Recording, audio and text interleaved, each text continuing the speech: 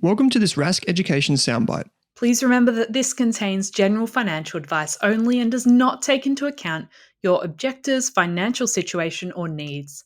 Please read our financial services guide, that's an FSG, to learn more about the services we provide. To take our free courses, visit the Rask Education website. Here's the soundbite.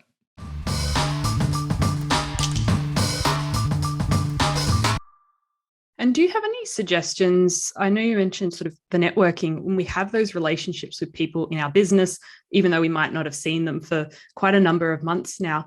What is the best way to build on those relationships in the workplace with people that might not necessarily be in your immediate team in a remote setting? Well, the data is there about our network shrinking by 20%. And I think we probably already feel that already, but also, I feel like it's probably 50% because the people who are further out on the periphery drop off even further. So we have to be more intentional about the way we network. My advice to everyone is, I probably have 3 things on this. The first one is pick up the phone 4 times a week. Pick up the phone, call someone in your network, call someone. If you see that someone's got a job, pick up the phone, give them a call. If you see that someone's lost a job, pick up the phone, give them a call. And don't necessarily have an agenda. You never know where those sort of loose conversations are going to go. Often you'll get really great intel that's helpful to you. And if there's a team that you're looking to, be a part of, then be more intentional about the conversations you're having. Ask what kind of projects they're up to, what's it like to be on that team, because you've got to make sure if you're going to make a move, you want to be reasonably confident that you're going to fit in to that team. So do as much due diligence on that as you can without looking like a stalker, I think it's entirely possible. So I'd say I have this 4x4 rule, like pick up the phone 4 times a week, and you will be absolutely startled at how fast that moves you ahead. Also, when we do go back into the office, select your office hours wisely. What is the point in being in the office, a Tuesday from midday till 3 if your boss isn't in? So select your office hours wisely. And when you're there, make some noise, walk the floor, really be purposeful about the conversations you're having. I think what's interesting about this vacuum that we have when it comes to networking is that it really does help us realize just how much we got done in those incidental conversations, which we don't have anymore. So when you are back in the office, be really mindful about that, but also be respectful of other people's time, because not everyone has the same intention as you, and not everyone wants to do a random chat for 20 minutes. Online, I'd say connect sometimes.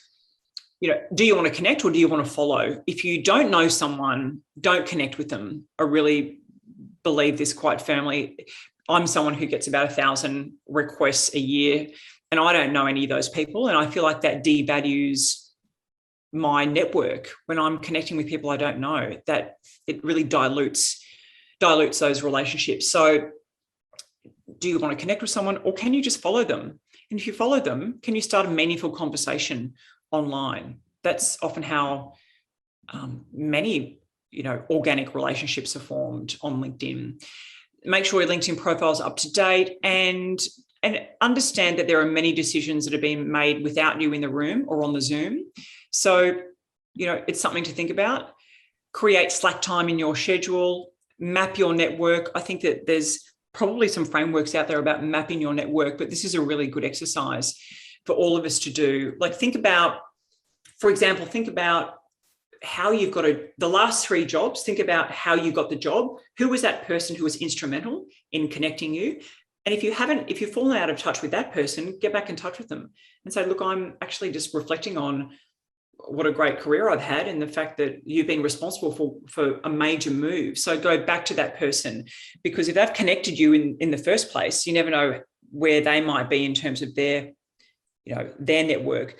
So I think being intentional is that's the best way to describe it. We're in a much looser, less structured arena. And that means we have to think a lot more about how we're connecting, why we're connecting, and what we can provide in return. Thanks for listening to this Rask Education soundbite. To achieve mastery of your personal finances and kickstart your investing, take our free courses on the Rask Education website. Or tune into the Australian Finance Podcast for full educational episodes. We're on every major podcast feed, including Apple, Spotify, Google, Castbox, and more.